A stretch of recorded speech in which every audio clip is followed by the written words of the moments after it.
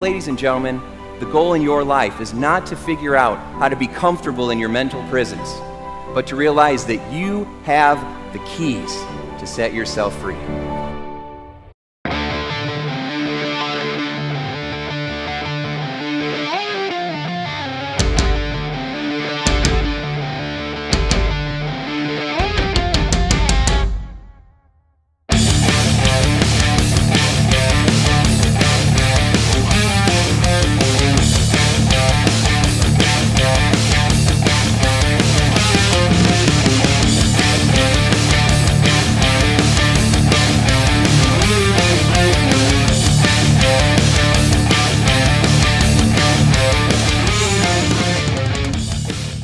Hey everybody, welcome to How to Be Mesmerizing. It's Tim Shurr, and today we have another spectacular gentleman in the house with us. Evan Carmichael is here. Evan, welcome to the program.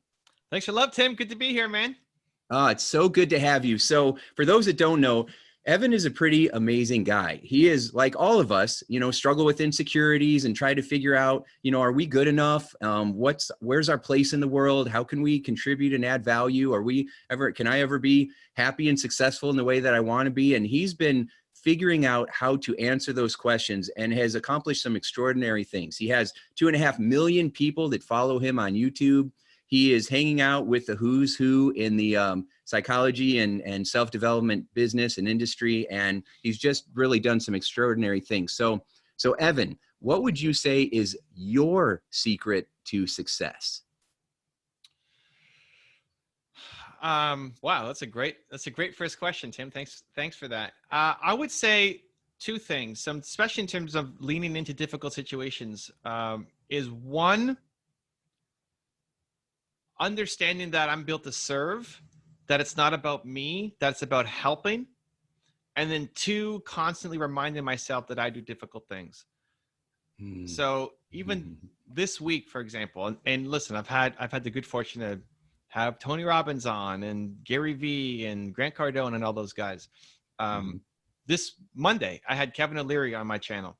And this is the first time that I met Kevin. I didn't know him. I know of him, but I've never actually connected with him and his team. And I was scared to do the interview, and it's easy to logically say, well, you've had Tony and Gary and Grant and all these people on, but logically, yes. But my biggest fear is still that I'm going to disappoint people.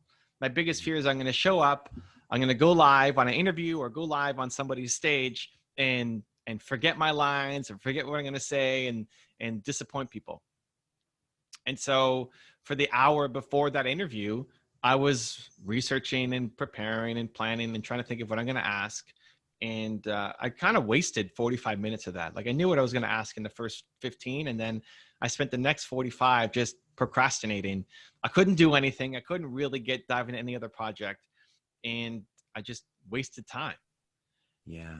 And the thing that always kind of gets me through, because Evan from 10 years ago would have said, oh, I can't do that, I'm not ready, right? Kevin's team reached out on Friday and we're doing an interview on Monday. I would have said, I need research. I need to know what we're talking about. I need the perfectionism would kick in. And so the thing that I constantly have to remind myself of is, I'm here to serve. I want to help. It's not about me. I need to get the information out to help other people who are struggling, because there's lots of people who are struggling, and I can be a voice. And if I'm not doing it, I'm actually being selfish. And then the second part is that I do difficult things, that being afraid of something, being scared, the fact that it's hard is not a good enough reason anymore.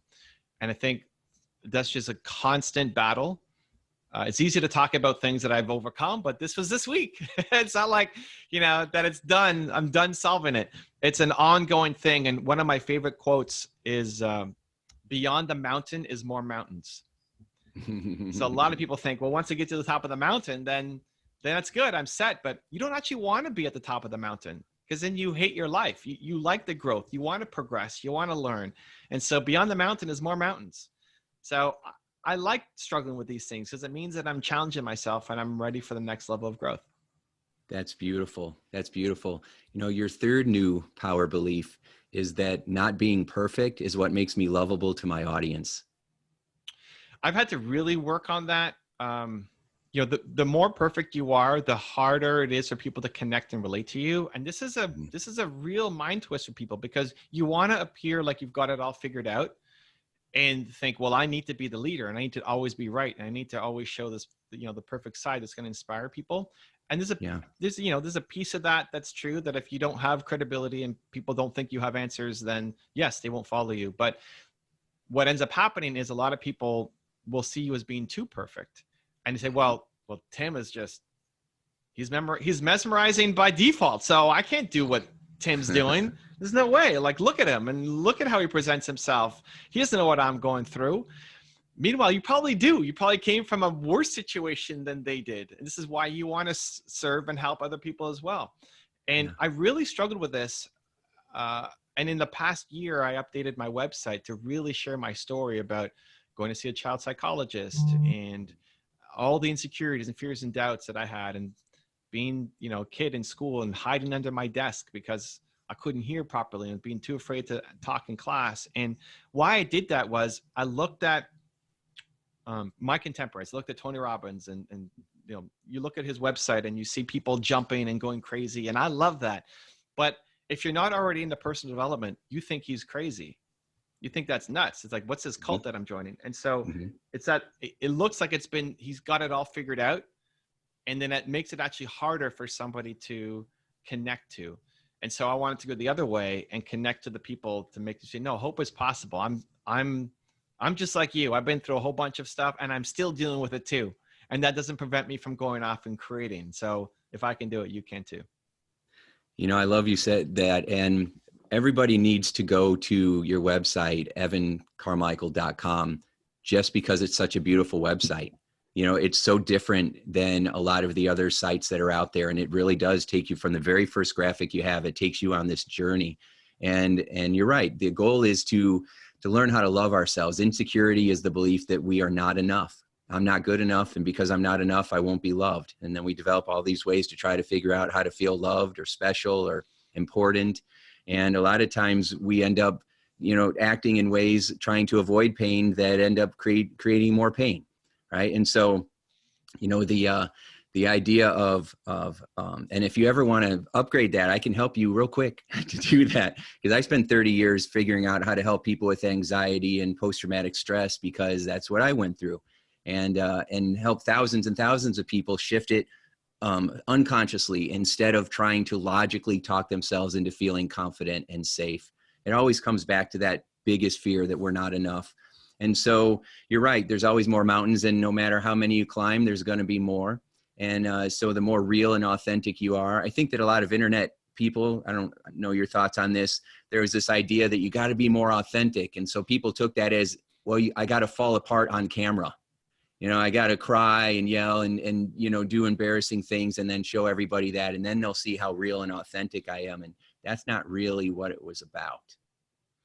Yeah, I think it's really diving into your story. So, you know, if your story, Tim, is about having gone through anxiety, then it's, as you say that, it's going to be hard for people to understand that Tim struggles, you know, with anxiety. He's got it all figured out. He's got these guests coming on the shows. He's so put together. He's thoughtful. He shifts this in other people. How did you struggle with anxiety? This doesn't make any sense. Meanwhile, you did probably more than most people listening right now. And so, like, that's the story to share, whether that was Tim as an 8-year-old or a 20-year-old or, you know, whatever those painful moments were. It's sharing that so people can learn, oh my gosh, he's actually gone through it. He understands me. And look at what he's doing now. What it does is give hope. Like, Tim from 20 years ago would never look to Tim now and say that that's possible. Say it's impossible. The fact that you've done this and helped all these people have this show going on. Like, it's not, I can't do that. There's no way I can do that. And yet here you are, you've done it. You're an impossibility. Yeah. I would have said that, you know, a few months ago with some of the guests that I've had on. It was like, there's no way that I'm going to have Brian Tracy or Bob Proctor on my program. There's no way. It's impossible. And yet it happened. It happened. Yeah. And so that you have become the impossibility. And there's lots of people who currently are Tim from a couple months ago or 5 years ago or 20 years ago. There's lots of people who right now are that exact same person. And you can help them in a way that an Evan Carmichael or Brian Tracy can't. because Tim from 20 years ago doesn't want to listen to Brian Tracy, but he would Mhm. listen to you because you know exactly what he's going through. And so for me, that's what authenticity is. It's not about you breaking down and crying about something happened in the news cycle or what the president said or something. It's you're built to serve. Your purpose comes from your pain. And I just need to know before I'm going to listen to you, because you have all the answers. And I think this is where a lot of people fall apart. The coaches, the experts, the thought leaders, you have the answers. You know how to help people. You know how to shift people to get a result, but they're unwilling to listen to you until they know that you actually understand them because you've been through it before. So that's the piece that so many people are missing. They're getting to the teaching right away and then realizing, why are people not, like, the answer's right here, just do this. They don't see you as the person to help them because you're too perfect. So just taking me into that story makes them feel the hope, and the hope allows them to actually take action on the ideas that you're saying. Mhm. All right. Now, everybody, that was beautiful, Evan, beautiful. Now, I want everybody that's listening or watching this to soak in everything that Evan just said, because he's spot on. It was brilliant. And then I want you to watch this again and watch how he delivers what he's saying. Don't listen to what he's saying. Watch how he delivers it and where his attention is. Because another thing that makes you so good, which is why you have had the most successful people on the planet want to come on your show and be a part of what you're doing and hang out with you and take their picture with you and all that stuff. The reason they want that is because you focus so much on making it about them, right? And what a lot of people do is we can't help but make it about ourselves, right? And that sabotages us. You want to be very you focused. Now, people like you and people like me, even though we wanted attention, it would really make us uncomfortable. And so we got used to focusing on other people and giving other people the attention. And when you first start being the face on the, in the interviews, it can be very uncomfortable, but you work through it. And then you start to realize that, you're as worthy as anybody else that you're interviewing. And everybody that you're interviewing, no matter who they are, and how famous or how rich they are, they all have the same kinds of worries or distresses that we might have. And so it just starts to build up a new belief and a new level of confidence that, hey, I actually matter and I can make a difference. And then it allows you to. So. Yeah, I think my story, I never felt good enough to share my story, mostly because I was profiling all these people. It started with my website, then moved to my YouTube channel. Mm-hmm. And I have a series on my channel that was the top 10 rules for success, where I model different successful people and break down, hey, here's the 10 things you can learn from them. Mm-hmm. And the number one request on my channel, I would always say at the end, hey, who else you want me to make a video on? Put it down in the comments below. And the number one request was me. Yeah. Yeah. We had like thousands of requests, and the number one request of everybody was me. And I couldn't understand, like, who cares about me? I mean, great. I built a company. I sold it when I was 22, had some success, but compared to Oprah and Steve Jobs and Elon Musk and the people on profile, like, who cares about me? And it was one of the biggest fights I used to get into with my agent, because my agent, he's trying to book me on speaking gigs and book deals and all this stuff. And so he wants me obviously to be more, front and center and the face. And he would always say, Evan, the problem with you is you don't want to be famous. It's like, I have no need to be famous. I'm an introvert. Mm-hmm. I don't need to be famous. It's not about me. It's about the message. I want to share people's stories and inspire people. Yeah. And we fought for years. And then he said something. It's like, the more famous that you get, the more people can actually hear your message. Mm. And then it was actually selfish for me not to share my story. I thought it would be like egotistical and selfish of me to share. And I had to make the switch to say, this isn't even about me. It's selfish for me not to share. That in me sharing, it actually empowers and could inspire somebody else who is like me. And that, my silence perpetuates the silence. And so it took more courage. And this was I've been on YouTube for 11 years. So this has been a slow progression. I'm sure you could teach people how to get through it a lot faster than the journey that I had to go through. But recognizing, I think some people definitely are more kind of self and ego driven. And so they need to learn to be more humble and focus on serving and helping. Mm-hmm. I came from the other side where I'm naturally humble, but to a fault, right? Mm-hmm. So it's like, it's too much humility and not recognizing, I'm pretty kick-ass at what I do. And owning that, because that would prevent me from going off and doing the things that I need to do to actually solve the problem that I want to solve, which is my most important mission that I'm on, for the rest of my life. Yeah. Yeah. And tell me more about that mission. What does the future look like for you? So I think the world's biggest problem is that people don't believe in themselves enough. I agree.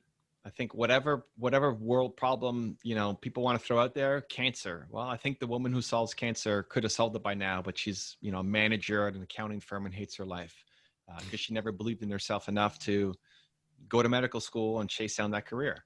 I like to say that everybody has Michael Jordan level talent at something. Well, you're the greatest in the world at something. And chances are it's not what you went to school for, or what your parents did, or what the people around you did. Chances are it's something totally wild and different. And so most people, one, don't believe that they have Michael Jordan level abilities at something. And then the ones who have found it don't believe in themselves enough to chase it down. They find all the reasons why they can't win instead of the 3 or 8 why they can. And so that's my mission for the rest of my life, is to try to unlock as many people as possible, knowing that I'm never going to solve that problem. It's beautiful. And, perhaps we're not supposed to solve the problem. We're supposed to give the people tools for them to solve their individual problem with it, right? Maybe everybody starts out feeling insecure, maybe not everybody, but that's part of it. We start out in victimhood, and then we transition into empowerment, and then we just keep moving through the journey until we have awakening or self-enlightenment or whatever we want to call it. Yeah, I'm reminded of Ted Turner's story, where his father had a goal to be a millionaire. And Ted Turner, founder of CNN, owner of the Atlanta Braves, and, massive billionaire. His father, his goal was to be a millionaire. He hit his goal. He became a millionaire and then killed himself because he reached his goal. And it's funny how often when we reach a goal, we then feel empty. We celebrate for 18 seconds and then you feel empty. Like, oh, well, now what am I supposed to do? Like, where am I going next? Because it's really the climb that you want to do. It's the process. And so Ted Turner then took over his dad's company. It was a advertising company, and he was 21 or 22 or something, and then vowed that he was going to set a goal for himself so big that he would never reach it because he didn't want to end up depressed and kill himself like his dad did. And so that really, I read that book early in my life, and that kind of had an impact. I forget the rest of the book, but that one section you're like left its mark on me. So I want to set a goal so big that I never hit it. And helping people believe in themselves more. I'm never going to reach every human on the planet. It's just not going to happen. But I'm going to try every day to reach as many people as possible. Whether that's my content, whether it's being a guest on your show, or books, or speaking, everything else that I'm doing.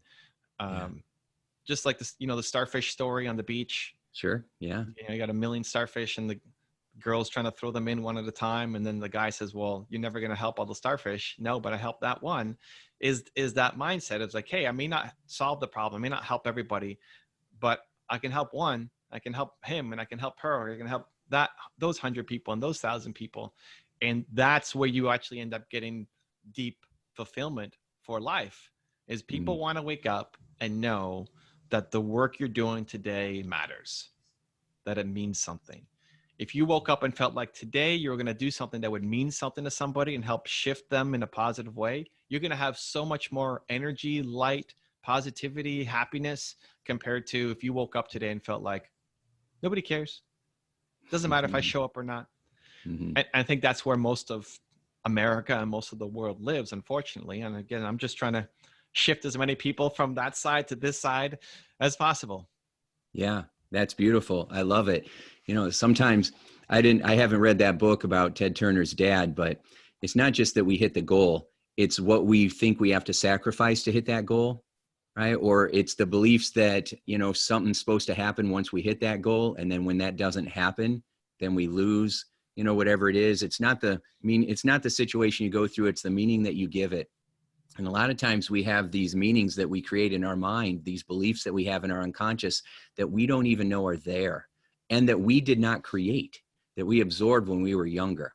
And so I love the fact that it's important for you to shine, and to shine as brightly as you can, Evan, because that is going to allow other people to see you and move towards the message. Because you're right, there's so many people that have never heard of any of us, that have never, I was just talking with a guest a while back about there's plenty of people that have never heard of Tony Robbins or, Brian Tracy or Les Brown or any of these people, right? And so, but the more we continue to shine and share our message and impact people, the more those people will share the message. And it's like those old shampoo commercials. They told two people, and they told two people, and so on and so on. And it creates that ripple effect. So I love that. I love that you're setting a really enormous goal with the intent of trying to, shoot for the moon. And if you miss, you're still among the stars. That's awesome. Yeah. And I think I'm going to be different than Brian Tracy or a couple of other people, where I only have the mission and then what I'm working on right now. And I'm not really focused on where I'm going to be in 5 years.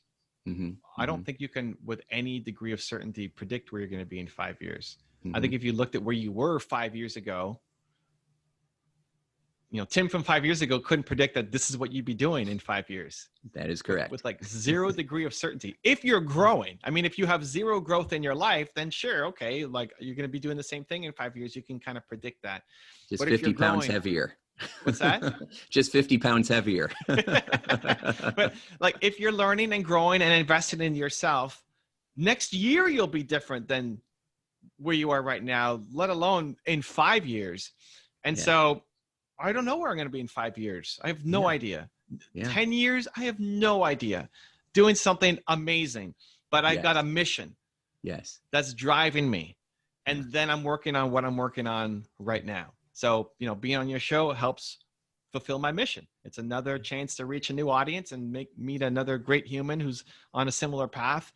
And who knows how that all works out. Maybe we end up doing a joint venture and business partners for life, or maybe I never see you again. I don't know. But, this is part of it, where I think people get too locked up in their plans. It's not about having 0 goals. I think you can set some goals that can help you, but it's just being willing to dive off. People stay consistent with trying to hit a 5-year plan and then forgetting about their mission, where you're like, you should have jumped off that plan 3 years ago, because it actually doesn't serve you anymore.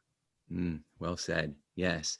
Again, more wisdom just pouring out of you, Evan. Really, the idea is that you can be excited about where you're going in the future and set some goals for yourself, but really to live in the moment and be passionate about what you're doing. Let your mission and your vision draw you into that great unknown. And just assume that it is going to be awesome, whatever it is, and then focus on how you can create as much joy and value right now today, just in case that future doesn't come. I might not be here tomorrow. And so I want to make today as awesome as it can be. That's why I have you on the program. I mean, and ultimately I think it's still going to come down to service. Like you can get the happiness. Eating a bowl of ice cream will make you happy. You can get these like moments of fleeting happiness, but if you want deep, ongoing fulfillment, deep levels of happiness, is going to come from helping others. Like knowing that you're going to wake up today and do something important that matters is the thing that will fuel you, me, your audience, everybody for life. We deeply want to serve. How to get over the feeling of not feeling good enough is go help somebody. Go help somebody. Go recognize that you have the ability right now, through your knowledge, to your wisdom, to your actions, to go make somebody else's life even just a little bit better. And that'll make you feel good, especially when you can connect it to your purpose. And so encouraging your audience to do something today, like go connect. Like as soon as you lose connection to your why, your life starts to become meaningless. Your work becomes meaningless. When you connect back to the why you're doing this, how you're trying to serve, that's when everything lights up again. Yeah, well said. Yeah, absolutely. Sometimes the only thing that would get rid of my anxiety was, I'm going to go help somebody else today. That was my own personal tagline, was I'm going to go add some value, because I couldn't figure out how to shift the anxiety, how to get the stomach ache to go away, or that nervous energy. And until I thought, I'm going to go help somebody today. And that's when I started doing a lot more coaching or creating programs, because there was someone this was going to help, and I would just focus on helping them. And then I would feel a sense of ease. And you're right. The bowl of ice cream is fun while you're eating it, and then it's over, right? But when you're helping people, and you can help people through a compliment, you can help them by opening a door, by posting this interview, right? Or sharing your website on, evancarmichael.com or your YouTube channel. You have like the #1 YouTube channel in the world on personal development. And so just sharing things like that, because what stops people is they're like, well, I can't do that. I'm nobody special. I'm not rich. I don't have connections. I can't help somebody fix their mind. I can barely fix my own, right? But you got to focus on what you can do and take the advice that you've been sharing. Yeah. And I know we're kind of bumping up against the clock, but I think there's a million reasons why you can't win. There's a million reasons why you can't win. You don't have the time, you don't have the energy, you don't have the talent, you don't have the money, you don't have the connections, all of the reasons why you can't win that we tell ourselves. And if you talk to your friends and your family, they'll give you a million reasons more why you can't win and you're not good enough. So there's a million reasons why you can't win and 8 why you will. And 8 is an abundance of reasons. You just need to focus on those 8. Where most people focus on the million, all you need to do is focus on the 8. And you only need one of those 8 to work out. And then you win.